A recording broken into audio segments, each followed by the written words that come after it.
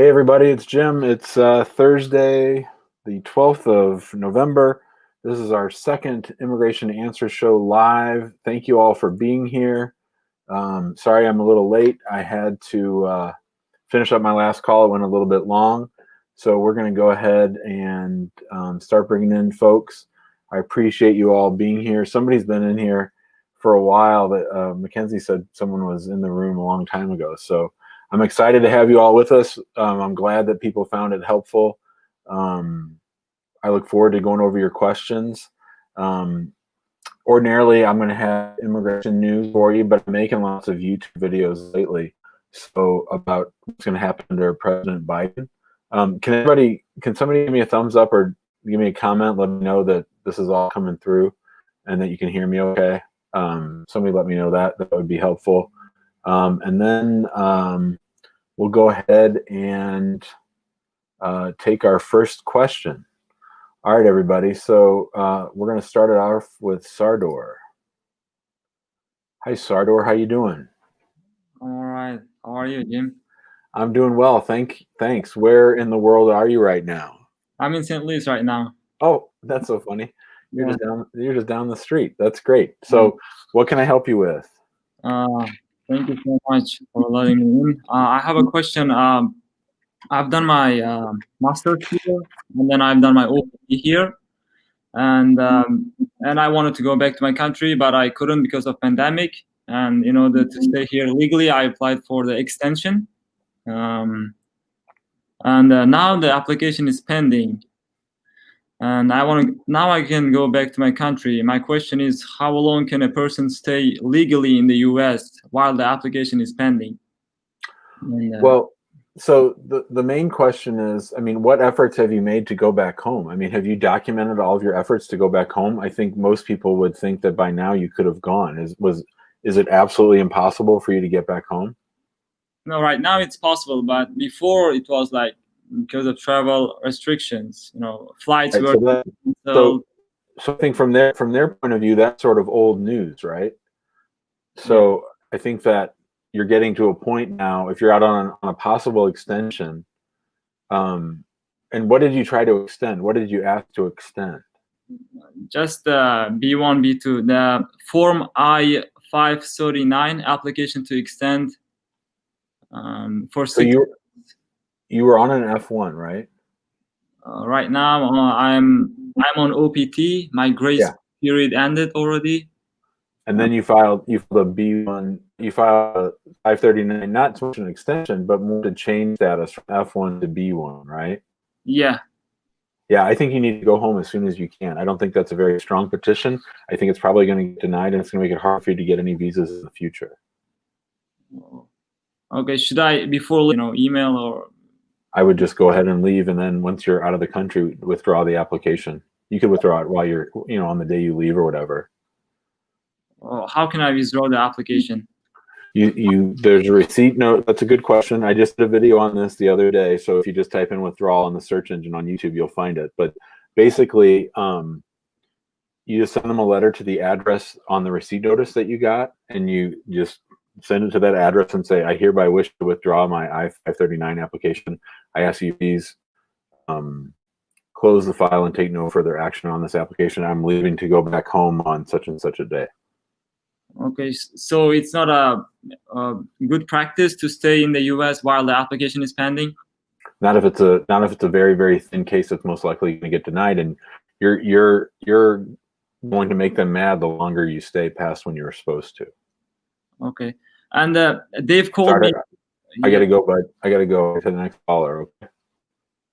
Can I give you one more question about the biometrics? Yeah, real quick. For the biometrics second time, I went to New Jersey first time, and should I go to the biometrics second time too before leaving? No, not if you're leaving. I don't think you need to. Okay. All right. Thank you so much, Jim. Good luck, my friend. Yep. Take care. Thanks for being with us. All right. All right. So remember, everybody, try not to give out. I mean, I'm glad it looks like everybody in the waiting room is just using their first name. Just use your first name. So that's good. And then don't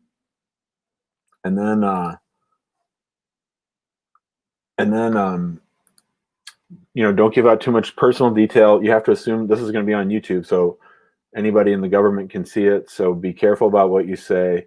If your name is in the chat as your full name, I would take that out. And you don't want to do anything personally identifiable. The other thing is, I can't give advice about a particular case. I can just tell you general things. Everybody, I'm on my own today, so I'm not even monitoring the chat. If you want to ask a question, you need to come into the room and you need to go on camera so I know that you're there. I'm not going to call on people who I can't see. So next up is Debbie. This means that he's going to pull us on. Hi, Hello, Debbie. sir. How you doing?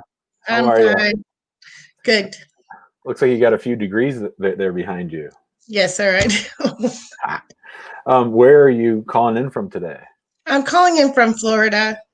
Nice. Well, what can I help you with? What's your question? I have a open civil process server trying to serve me with a petition for court. State Farm Insurance is trying to sue me for an accident for a couple years ago. They haven't been able to sue me or process serve me, but it's open. Will this deny my visa right now? Well, that's interesting. What a great question. So what is the for a minute I was going to say, hey, look up here, it's the Immigration Answer Show. Why is she asking me about process, service of process? And I used to be a accident attorney, so I actually know about all that stuff. But what is the immigration benefit that we're talking about? I applied for a K-1 visa and it was accepted in August. So it's being processed. We turned in an extensive one and it wasn't asked for. No information was asked for at all. So let me see if I understand your question. Jim, my name's Debbie. I'm in Florida. I have a fiance overseas. I have filed an I-129F fiance petition to bring my fiance to the United States. I also happen to have been involved in, is it a car accident? Is that it? Yes, it was a car accident. And I'm apparently being sued by State Farm, and they are trying to serve me process. There's probably a court record about my lawsuit, and I'm wondering, is this going to keep my husband from being able, or my fiance from being able to come to the United States? Is that it? Yes, sir. Perfect. No, you're going to be fine. I would just generally, if you can, try to work something out with State Farm to make that go away. But it won't impact on what you're doing with your fiance. Okay, so even if I'm never served, I was told that if they didn't serve me, that I'm not in the state to be served. I was told that the lawsuit will go away, but they extended it another 90 days because of COVID. Do you have any sense as to, like, was it a serious accident? Was it a fender bender? No, it was just the damages. They're just suing to get their money back. I've never heard of such from an insurance company, but that's what they're doing. Was State Farm your insurance company? No, it was theirs. And did you have insurance? Yeah. They just want to go above and beyond what my insurance wants to pay. So they're trying to sue me for above. No. I mean, I shouldn't be giving out legal advice on a car accident in Florida, so I won't. But generally, if you get served, just send it on to your insurance company and let them deal with it. They said that they're going to get me a lawyer and everything, but it's an open case and they can't serve me yet. Will this affect my visa? Nope. It won't. Okay. Whew. All right. Thank you, Jim. Good luck, Debbie. My husband is actually on the phone with us in Nigeria. Nice. Your fiance, right? Yes, my fiance. Right. All right. Great, Debbie. Tell him I said hi. He hears you. All right. Bye, guys. Thank you. All right. Well, that was fun. Look who's back. It's our old friend Martine. Martine is back. Our first double visitor. What's up, Martine? I'm good, and you? Great, buddy. What's up? Okay. So let's say somebody came in the United States in 2015 and on the B2 tourist visa, and after 3 months, the person applied for asylum. And since that time until today, the person has never received the interview. And the person just won the DV lottery 2021. But the person is kind of scared of the public rule, the I-944, because the last year, the person did not work. let's say barely 10,000. Okay. So how So, can we do that? and just Martine, just to be clear, the person's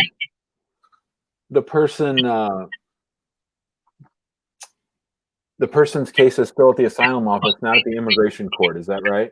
Yes. And was the person in status when they applied for asylum? Yes. Okay, so that's a question that I've actually researched. I've had a case like Martin. Can you mute your mic for a minute because I'm getting feedback? Can you just mute your mic for a second? Got it. So the question is, I come to the United States on a visit visa. I apply for asylum before my visit visa runs out.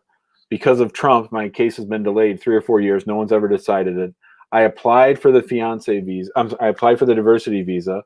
I got selected in the diversity visa, and now I'm waiting for my visa to become current. And I'm wondering, am I going to be able to adjust status from asylum seeker to diversity visa green card hold winner? Is that right? Perfect. The answer to that question is probably yes.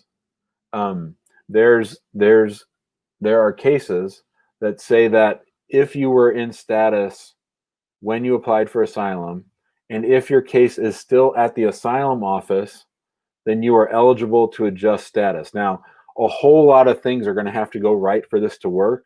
And the most important thing is that the lawyer, this person's going to need a lawyer, no doubt, Martine, because the lawyer is going to have to cite those cases and argue that this person is eligible to adjust. And the kicker is that if the person gets put into removal, if their asylum case gets denied, if the asylum case gets denied, then they're going to be in immigration court and they can't adjust based on that. Is what my current understanding is. So they need their case not to get denied. That's the goal, right? So if their case does not get denied and the diversity visa takes a long time, then they should be okay. As far as the public charge rule, I think the public charge rule is going to go away on January 20th when Trump comes out of office. So I think that part they should be okay. So it means if the person wants to apply right now with the lawyer, if they want to file right now, they should not they should not file with the public charge with the I-944. Well, the question of when they can apply, I'm going to mute you again real quick. The question of when they can apply depends on when their visa number becomes current. So when you win the diversity visa, the world is split up into 4 quadrants, like Asia, Africa, those kinds of things. And then you're given a line number. Your line number might be number 1, or it might be number 10,000. You can't apply until your visa number gets hit. So are they hold on, I'm going to unmute you. Are they processing this year, or they just got selected in the lottery? They're processing this year. Already processing this year. The visa is already. Yeah. If the visa's current, okay, then I would say go ahead and file because they want to get it adjudicated before they go to immigration court if they can. So yeah, they should go ahead and apply. Without the public charge or with the public charge right now? Well, I think at this very moment they have to apply with the I-944. So your point is a good one. They might want to wait until January or until another judge. I mean, last week a judge struck it down, then the appeals court put it back into place. So you're probably right. I'm gonna let you go, buddy. Okay. Okay. Thank you. Good seeing you, man. All right, let's kick it over to Starshani. Oh, nope. Hold on, wrong one. Hold on, Sahil. I'll come back to you. Hey, Jim. How are you doing? How you doing? I'm good. Good. Happy to be online with you. How do I say your name? What a nice smile you have. Thank you. It's Starshani. Starshani, just like it says. Okay, what can I help you with, Starshani?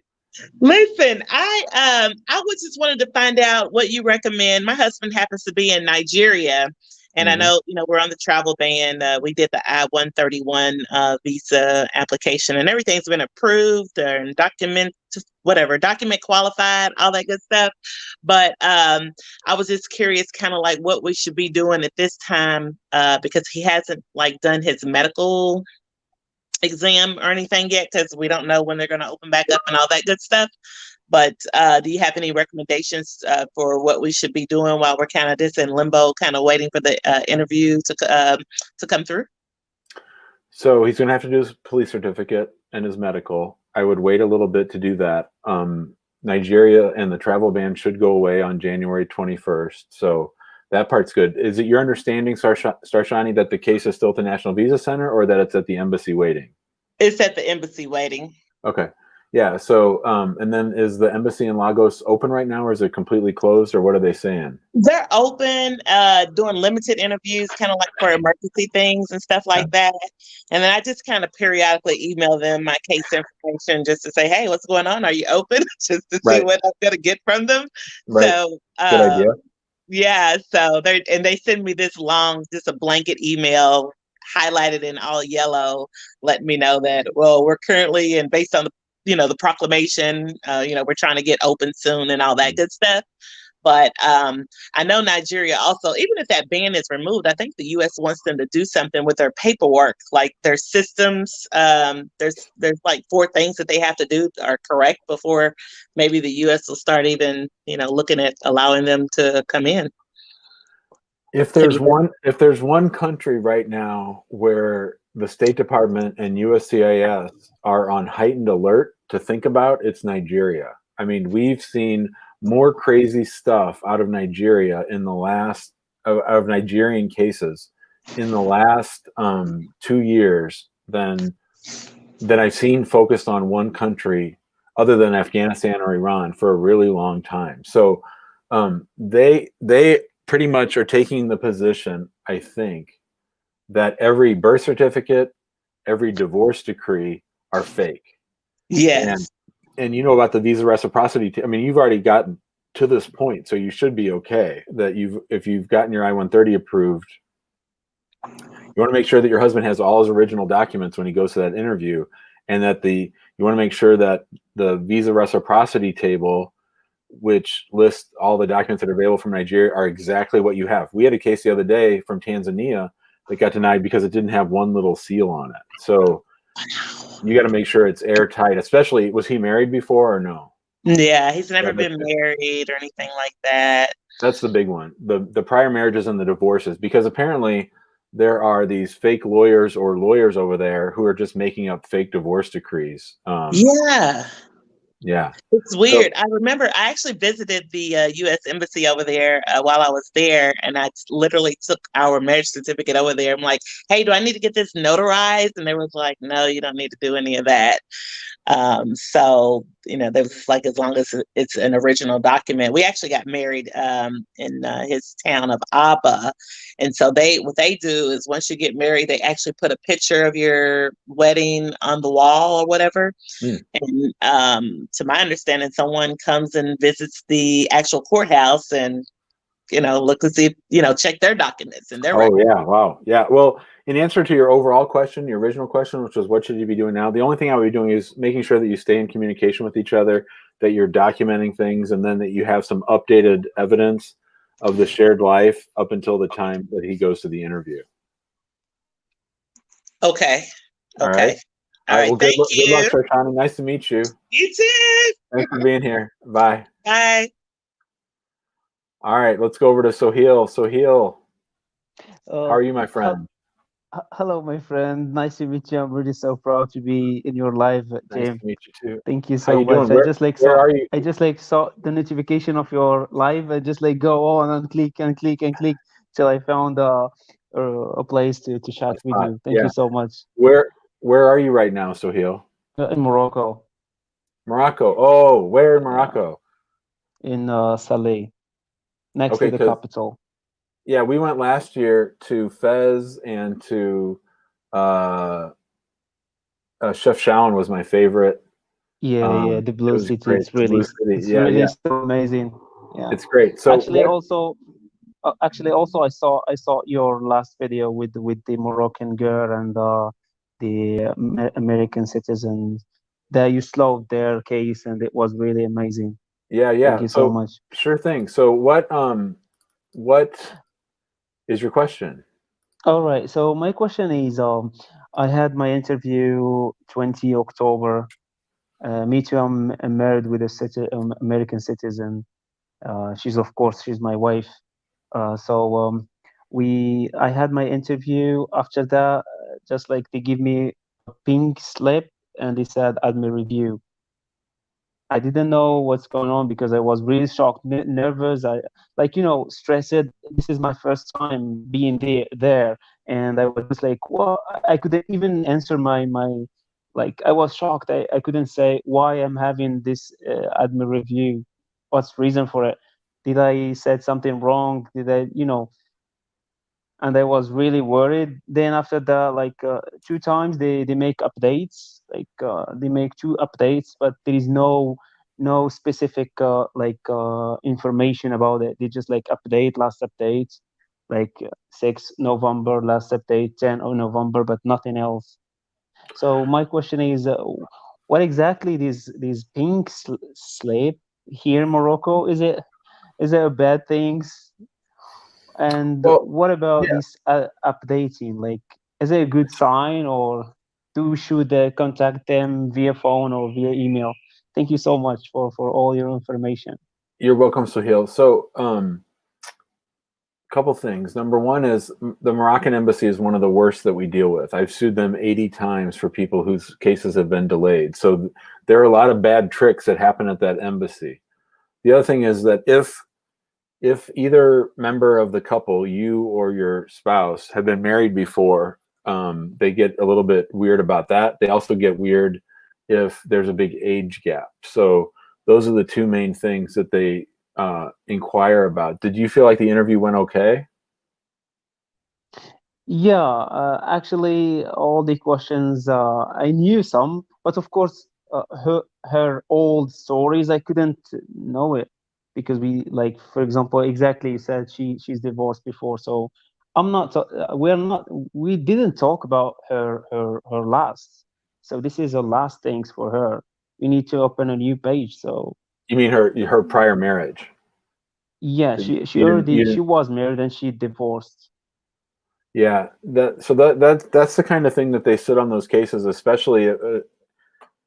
I mean, they're just evil. They're the hardest to deal with. So I hope, inshallah, that your case is going to go quickly, but that you never know, that it could be sitting for a while. So I don't really have any advice for you other than I don't put much stock in what it says online. So I wouldn't be clicking on the State Department website every day. You're just going to drive yourself crazy. I would just give it a few weeks, a few months, and see what happens. And then if it's still stuck, then give us a call. We can help with that, because that's like my favorite thing to do, is to sue them. Not that that's what you want to do, but just know this: if your case does get stuck, we can help you get it unstuck. But they might just be sitting on it for a while. Okay.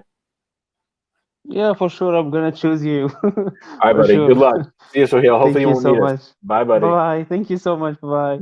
You got it. All right, let's go over to Krish. Krish, how are you? Hi, I'm good. Fine, thanks. Thanks for being here. What can I help you with? Hi, Grish. I came to US in 2015 on a H1 visa. Yep. So during that, right, we need to fill DS 160. So that time I filled the status as single because I'm not aware of it. But before that, I got married. So later it went to divorce 2 years back. So now I need to file my 480 when my application is current, right? Would it create any issue if I disclose my prior marriage? Because are you there? Yes, I'm there. You have to tell the truth, my brother. So if you didn't tell the truth before, you have to tell the truth right now. So yes, it could cause issues, but the fact is that if you didn't tell the truth, that's a problem for us, right? So all I can tell you is you need to tell the truth now, right? So I don't know about what happened in the past. I don't know what'll happen if you apply for your green card. All I know is that you need to tell the truth. It seemed weird what you said. You said, I applied for my DS 160, but I didn't know that I was married before. So I didn't. I filled it as a single in that application status as. You marked it as single, but you were already married. Is that what you're saying? Yes, and later that marital status went to divorce. I got divorced after that, but I didn't bring her to US. Well, Here's what I'll say. When you fill out your 485, you have to be completely truthful. So if you were legally married, you have to list that marriage. And if you were legally divorced, you have to list that divorce. Now, if that's going to prevent you from getting your green card, I don't know. I mean, do we think they would have given you the H-1B if they knew you were married? They probably would have. So it's not like you really had a reason to lie. But we'll just have to wait and see. All I can tell you, Krish, though, is that for any application you file with me or that you file after talking to me, the only thing I can tell you to do is to tell the truth, and then we deal with it after that. Okay. But I will say, you probably don't want to do that without a lawyer. Not necessarily me, but you probably don't want to. You probably want to get a copy of your old file from immigration, from the State Department, and then figure out how to handle everything. Okay. All right, buddy. Thanks, Krish. We'll see you later. All right, so I see an old friend, Marwan. Are you with us? I saw you pop on. Yes. Hi, Jim. How are you, my friend? Can you? Go I'm on good. camera? How are you doing? Good. You can't go on camera? Yeah, sure. How you doing? Good. How are you doing? I'm great. Where are you right now? Well, I'm in Houston, Texas, That's what I figured. Yeah, working from home. Awesome. How's everything? Everything going great. Yeah, sometimes I go to field offshore and coming back, sometimes working from home. So what can I help you with? You got a question? Yes. Well, in May 2019, Yeah. we applied the 751. I-751 to remove condition and for 10 years green card. Yep. So in December, it will be expired, the extension they gave me for 18 months. And I was wondering what will happen to my employee. Does it gonna affect my employee? So you need to start. You need to start calling the 1-800 number and have your receipt with you for the 751. Did we do the 751 or did you do it on your own? Sorry? Did my office do the 751? Yes. We did. Yeah. So what needs to happen is you just need to call the 1-800 number and to tell them I need to get an appointment at the Houston field office so I can get a stamp in my passport and they'll extend it one more year. Right. I got the advice from your office and also I called the number. They told me my stamp, because I already have a stamp on my passport, they say it has to be less than 30 days left to be expired, then you can call them. Well, isn't that now? You said December, right? December. Well, the stamp will expire in December 29th. Okay, so right at the end of November, call them. Right, but last time, I remember last year I did, it took me almost 3 months. Then what will happen if I try to schedule the info pass with them and takes 2 months? What's your 3 months? When you do you already have a stamp, or are you on the original 18-month? I already have the stamp, and also I am still on the 18 months too. Why did you do it with the stamp if you already had the letter? Because I was planning to travel for work. Oh, I remember. Yeah, I remember. Yeah. I would call them back now and just try to bum rush them and see if they'll let you come in even earlier. Just say, look, last time it took 3 months. Can we just set up an appointment now? Yeah, the officer, I asked her, I told her my situation.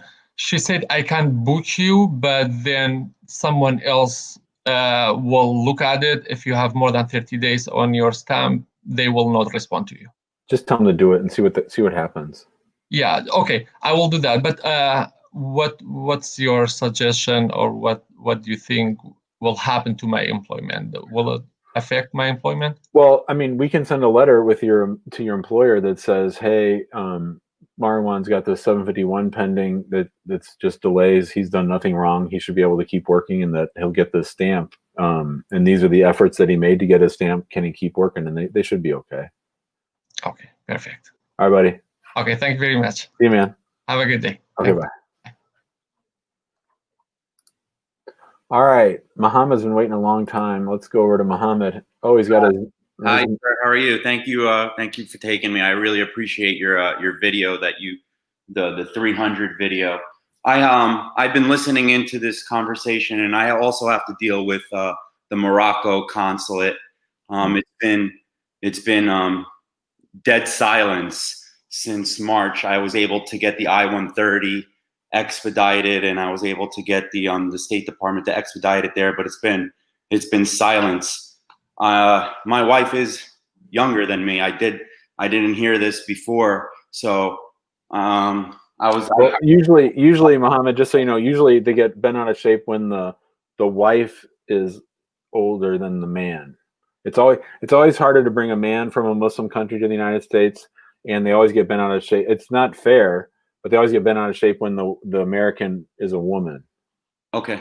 All right. Well, I appreciate that. Well, and that's watching that video. I'm very grateful for that video that you made. I'm really grateful that I was able to watch what I've learned after 300 lawsuits. I feel like you were talking directly to me, and just like you said, I have to file that $400 and just do it. But do you have any suggestions or avenues for research on the writ of mandamus? Dealing with the consulate of Morocco, or is that a right avenue of approach? So first of all, we're up to 650. So that video is a little old. But in Morocco, we've sued 80 times. We've sued them the most. So my question is, when did you file the I-130? What's the receipt date? February of this year. February of 2020? Yes, sir. I was able to get it expedited because I'm a veteran, and I'm because of different statuses that I have. I was able to get them expedited, but it's been dead silence since March. There's nothing back. Well, number one, open. Number one, thank you for your service. Thank you, sir. Number two, Semper Fi. My father's a Marine. Semper Fi. Thank you, sir. Number three, I think it's a little too early to sue them. I think the earliest we could sue them is February, 1 year. And I'd be willing to do it, and I'd even be willing to give you a discount. I'd give you a Marine Corps discount for sure. But I don't think you need to research anything. I think you just need to cross your fingers and hope she comes before the 1 year anniversary. And if she doesn't come by the 1st year anniversary, send me an email, info@hackinglawpractice.com on the 1 day after the case was filed, and we'll sue them. Thank you, sir. You got it, bud. Thank you, sir. Thank you. All right, Mohammed. Take care, brother. Thank you. Amen. All right. Let's go to D. D? Hey, Jim. D's got his Michigan hat on. What's up, D? Actually, I'm from Nigeria. What can I help you with, D? I already posted a question, but thank you. I want to thank you first for everything you're doing. Thank you for the great job. You got it. Yeah, I came to this country in 2018. Okay. Yeah, I got married to an American, but unfortunately, the marriage didn't work out. So we got a divorce, and I moved out of the house. So I couldn't go for the interview, right? So an application was filed, and there was an interview set, and you didn't go? Well, we didn't go because she was nowhere to be reached, because she was something else after the marriage. So we didn't go, and the application was denied. Okay. So later on, I got married again, and I refiled. When I refiled, I unfortunately, I don't know what to say, but I was called within 3 months for an interview. So when we got there, it was a stock interview, trying to test the genuineness of the marriage. But so D, hold on 1 second. I just want to fill everybody in, give them a little background. So D was married to a U.S. citizen. That U.S. citizen filed an I-130 petition for him. Yeah. D, that case was pending. Then the wife went crazy. They got divorced, and she was nowhere to be found. So they didn't show up for the I-130 interview, and that case was denied. Yeah. Then D remarried a U.S. citizen, and that new U.S. citizen filed a new I-130 and a 485 for D. Yeah. And then USCIS very, very quickly scheduled that case for an interview. That's interesting. I want to get to that in a second, but I do have one question for you before you keep going. You said you came to the United States in 2018. Is that right? Yeah. Did you come on a visit visa or a student visa? B1, B2 visa. And when you got your B1, B2 visa, were you ever married back in Nigeria or no? Yeah, I was married. And so, okay, so just to be clear, tell me if this timing is right. I get married in Nigeria. I get a visit visa. And then I get divorced either in Nigeria or when I come to America. One of those two things. Oh, in Nigeria. In Nigeria. Okay. So then what happens at the interview on the second, now the third marriage, the second green card case? Yeah. So when we got there, it was a stock interview. Stokes interview. So everyone means that the couple separated and they're asking about questions to test whether the marriage is legit. So we actually did work because we lived together, we do everything. I got my documents and everything together. Got at least about 9 or 10 to prove that we're married. And so after the stock interview was a lot about the previous marriage to the citizen, like were we together and all that. And I explained everything to them. So after the interview, they interviewed my wife and they called me in, and they said, "Do I know if I got an NTA?" I said, "I don't know about it." So that's a notice to appear, everybody. So my question, I was like, are they going to continue with the I-130, or everything is going to be pending to appear or the court? So, which field office are you dealing with? Where did you have your interview? Oh, I was in Houston, but I got an interview in Missouri, St. Louis. Oh, in St. Louis. Okay.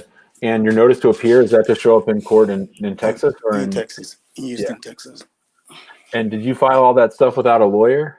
Yeah, without a lawyer. So you probably need our help or need somebody's help. But what needs to happen is you need to try to force and get the I-130 approved.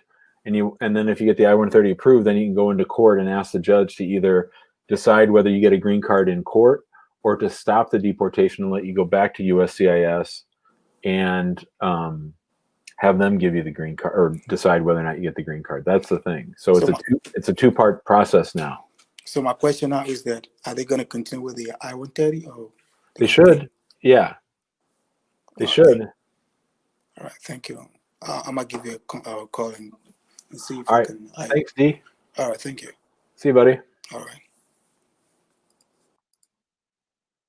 All right. Looks like next up is Will. Will, are you still there? I got you on mute. You're on mute. Yeah, I'm still here. Hi, Will. How you doing, bud? I'm good. How are you? Great. What can I help you with? Yeah, so I got a question regarding the I-693. So I was having an interview. I was going to have an interview in April this year, and I did the I-693 in March. But since the interview got canceled and it got rescheduled to December, I wonder if the I-693 is still valid for the interview. Yeah, and they're always changing these rules, and I wouldn't say that I'm the most up to date on them, but my understanding of the current rule is that they will treat that as having expired. They will treat that as expired? Yeah, so you should go back to the civil surgeon that you saw the first time. They probably won't charge you the full price. I don't know. It depends. But I'd go back to the one that did it before and say, hey, look, my interview got postponed because of COVID. Will you redo this and not charge me so much? Or what you could do is wait till your interview and see what they say. Now, they might give you a break because of COVID, but I don't think they're going to. I think the better thing to do is to go back to the doctor and get a new one once you get that interview notice for the new interview. Okay, got it. Thank you. That's all I have. All right, buddy. Good luck, Will. See you, man. Thank you. All right. Looks like Anil is next. Anil, how are you? Yeah, good, Hat. How are you? I'm great. What can I help you with? Yeah, actually, I sent my adjustment of status package to Chicago Lockbox on October 26, and I took the cashier checks, and I contacted my bank, and they are not cashed yet. So this is the third week. I sent the package was delivered on October 26th. And you have proof of that? Sorry? You have proof that it was delivered? Yeah, because I sent through FedEx, and it was signed by Jay Harper at Lockbox. Jay Harper. Well, hell, if Jay Harper signed it, then we know they got it. Anil, this is not surprising. We've been seeing cases take about 5 or 6 weeks to get receipted. Of course, all part of Trump's plan to slow things down. But I think you're fine. I wouldn't worry about that too much. You're going to be fine. It should probably just be another week or two. Yeah, that's what I was waiting, because this is the third week, because almost it is come. I think they work for like how they work, or like the logbook work for like weekdays or like business days, or they work, because when we go to the portal and when we see there's no working timings, right? How they work on whole week, or they work on weekdays, and I don't think they work. I don't think they work at all, but I'd say weekdays. They're not working on the weekends. Okay, that's what I want to know. Like, because I went, because I googled it, and in 2020, for getting the receipt of AOS status, it takes maximum 30 days. I want to make sure from you that is Yeah, it you're right? fine. You're fine. Yeah, I wouldn't worry about it. Yeah, and I had a question, like, because I live in Texas, because my wife live in Texas, and I live in Texas too. Like, like after getting my receipt number, when I gonna get the EAD? Like, after my biometrics. Well, you'll have to get fingerprinted for your biometrics, which will take about a month, and then it's going to be probably 5 months, 4 or 5 months to get your work card. Oh, it's gonna take. Okay. That's what I want to make sure. Like, when they're gonna get. Okay. Yeah, that's it. I was wondering, like, when I gonna get the receipt, and yeah, they're gonna. Yeah, because my attorney, I filed through my attorney, and they're gonna send me this. She said that you're gonna get the text message, but keep on watching on the bank, the cash to check. If it's cashed, you will be good to go. She said. That's what we do. All right, Anil. Good luck, buddy. Thank you, sir. Have a good day. Okay. Bye-bye. All right, now we got Romel. Romel's been waiting for a long time. Hi, Jim. It's nice meeting you. Nice meeting you. What can I help you with? I watch all your video on YouTube. Awesome. Thanks for watching. So I'm married to a couple years ago, and my marriage didn't go that well. The day of the interview, my spouse said he's not gonna go for the interview a couple weeks before, because I scheduled for an interview, a spouse interview, and he said he wasn't going for the interview. So I was living in abuse for a long time with him, and at the time when I tell him that I can't do this anymore, he was like, "Oh, I'm not going to go with you for the interview." So I was like, "Okay." So I went to my family and I tell them what's going on, and they asked me, "Why didn't you call the police? Why didn't you do this?" And I was like, "He always tell me he's going to send me back to Guyana." So I contact an attorney and I asked the attorney, "What should I do? Because he's not going in for the interview." So she said I should file for a VAWA case. Yep. So I filed for the VAWA case, and this on November the 20th of 2020, this month, it's going to be 2 years. I have my first work permit, I have my second work permit, and I didn't hear anything from them. So the 360 itself is still pending? Yes. 2 years is a long time. You could sue them if you want. That would make things go faster. We haven't done many VAWA lawsuits, but 2 years to me seems unreasonable. So if you wanted to sue them, you could, and that you'd probably get a decision in about 75 days. Okay. And so after I file a lawsuit, if I file a lawsuit, how fast things will like process, like within 75? They might call you in for an interview, but otherwise I'd say 75, 90 days. Okay. Thank you so much. You're welcome, Romel. Good luck. I'm sorry. By the way, I meant to start off by saying I'm sorry to hear about the abuse. I'm glad you got out of that situation. Thank you. Good luck, my friend. Yeah, bye-bye. All right. Always good to talk to Romel. All right, now we got Muhammad. Muhammad is in the house. He's been waiting very patiently. How are you, Muhammad? Zayak, Habibi. You're muted, I think. Can you hear me, Muhammad? Oh, you're muted, buddy. I don't know what's going on. I can't hear you. I'm going to come back to you, Muhammad. I only got about 10 minutes left. I'll come back to you next, okay? Hopefully you get the mic working. All right, next up is Parth. Parth, are you with us? Yes, I'm here. Hi, Parth. Can you hear me? I can hear you. How you doing? Good. So I have a couple of questions. Maybe hopefully we can get to all of them. My first question is, my wife is working for an employer in Texas, right? But we moved to Washington because of the COVID situation in Texas, and she's working remotely for her employer there. She has a pending adjustment of status application from her EB2 green card pending, and she doesn't have an H1. She's working on a EAD and advance parole. So my question is,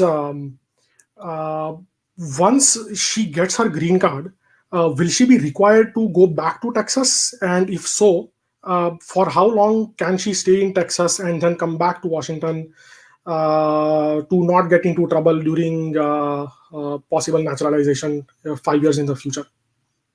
That's one question. Why do you think she'd have to go back to Texas? Because she filed a I-485J, which is for the employer in Texas, Dallas. Yeah.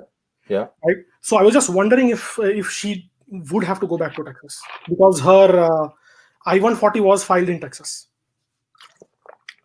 That's where the employer is located. Yes. And that's where the job would be if it weren't for COVID. Yes. Yeah, I'm not worried about that. I don't think you need to worry about that. I see. Okay. And the other question is, she filed her adjustment of status in 2012. So it's been like 8 years, right? Trump mandated interviews for all employment-based cases. Yep. But from what I understand, that mandate extends to only those who have filed their AOS after 2017. Do you see a lot of people getting called for mandatory interviews who have filed before 2017? I have. Yeah. I don't know if they're doing it in every case. I also don't know if that rule is going to survive. But we'll just have to wait and see. Okay. Yeah, but my main concern was, will she have to go back to Texas? So I guess... I don't think so. All right, Parth, good luck, buddy. Good luck to your wife. Thank you for all your good work and helping us immigrants. You're welcome. My pleasure. Thanks for being here. All right, let's go back to Mohammed. Hopefully he's got his sound working. Mohammed, can you hear me? Oh, still nothing, buddy. Sorry, man. Just shoot me an email, Mohammed, Jim or info@hackingallpractice.com. Either one will work. I'm sorry, bud. All right. Mohammed, nothing? No audio? No. All right. So for our last one, we're going to go to Abdi Noor. Abdi Noor, you're going to be our last caller of the day. Sorry to everybody I didn't get to. Good. Noor, How are you, sir? I'm great. I'm great. What can I help you with? All right. So we are Algerian citizen. We are here in the United States since December 19, the last year. We came here as a visitor. We were supposed to go back to our country by April 2020. Then we got stuck because of the COVID. We couldn't come back to our country. It's still closed till now. Then we have been selected on the DV lottery 2021. My case number is a little bit high, it's 39,000. So my question is, should we just stay here and try to adjust status? Could we have that time to adjust status and get our green card approved, or should we just come back to our country when the border will be open again? You need to figure out a way to get home to Algeria and get your immigrant visa through the diversity visa. You can't do it here in the United States on a B1, B2 extension request. That's not going to work. All right. So we need to go back to our country. Yep. All right. Thank you so much. Congratulations on getting picked in the lottery, Abdi Noor, and thanks for being on the call. I appreciate it. Thank you. Have a good day. All right, my friend. All right. Turns out we do have time for one more. We'll go to Ali for our last call. Ali, you are indeed the last caller. Hey, Mr. Hackett. Yeah, I appreciate it. Thank you very much. I'm a big fan of your show, by the way. Awesome. Yeah, I got two questions. Yes. So the first question is, my parents' case is stuck at the U.S. Embassy in Iraq. They're still under administrative process for almost 2 years. And yeah. You need to sue them. Yeah, so I tried to contact your office. I got a call and they say we're not doing a lawsuit for now. So I'm not sure. We're done. We're done with that. I was telling people, wait till after the election. Okay. The ban on parents coming is going to go to an end. I mean, the fact that your parents are on administrative processing, even outside the ban, tells me that you need to go ahead and sue them. Okay, so we will wait until Biden takes office? No, sue them now because it's going to take 75 days, and by then the ban will be over. Okay, so are you guys doing the lawsuit, or I have to? Yeah, we are. We're ready. We're ready to go. Okay. So should I just shoot you guys a call and? Yeah, or just do you remember who you talked to here at the office? It was like a female, like young girl. Yeah. Yeah, just send an email to info@hackinglawpractice.com, and I'll make sure it gets to the right person. Okay, appreciate it. The last question is, I'm an asylee. I got an interview in 2015 when Obama wasn't president. Yeah. So I got a recommended approval in 2015, and then when Trump take the, I got they scheduled for another interview like 2 years after that. Yeah. And 2 years after that, after that, like 2 years, I got the final approval, 2017. And so I was thinking, I don't know. I called into Biden. He said we're going to change the whole things what Trump did in the past. So I'm not sure if they allow me to make the final decision when I got first time 2015. I don't understand. I don't understand. Yeah. So I got my recommended approval in 2015. Yeah. And then when Trump took the office, I got another interview. So they did the whole process again. But you don't have a decision. You're saying you don't have a decision yet? No. So they give me the decision in 2017, the final decision. And they approved it or denied it? They approved it. Yeah. So what's the question? Yeah. So the question is if I, because I have to wait now 4 years from I get the green card. Oh, right? no, that's it. No, you're stuck with that. Oh, okay. That's okay. All right, perfect. Thank you very much. I appreciate it. All right, good luck, Ali. See you, buddy. Sir. Okay. Thank you. All right, everybody, we're going to go ahead and wrap the show. Thanks all for being here with us. We really appreciate it. That was fun. We will do this again next Tuesday, same time, noon Central on Tuesday next week. All right, until then, we'll see you next time. Bye, everybody. Thanks for being here.